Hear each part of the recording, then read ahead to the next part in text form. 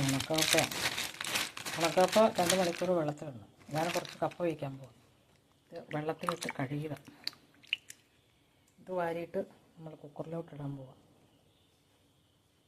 ഉണക്കപ്പയ്ക്കകത്ത് നമ്മൾ വെള്ളം ഒഴിച്ചു. ഈ കുക്കർ അടച്ച് തീ വെക്കാൻ പോകും. അപ്പോൾ ഉണക്കപ്പ വെന്ത് ഊറ്റി. ഇനിയിപ്പം അതിന് അരപ്പിന് വേണ്ട സാധനങ്ങൾ: ചുവന്നുള്ളി, വെളുത്തുള്ളി, പച്ചമുളക്, കരിവേപ്പില, മഞ്ഞൾപ്പൊടി, തേങ്ങ. ഇതെല്ലാം കൂടെ അരച്ച് അതിൻ്റെ അകത്തിട്ട് കപ്പയെല്ലാം അരപ്പിട്ടു തീ വെച്ചു. നമ്മുടെ കപ്പ വെന്തു. അതിന് പ്ലേറ്റിലോട്ട് സെർവ് ചെയ്യാം. ഇതാണ് ഉണക്കപ്പ വേവിച്ചത്.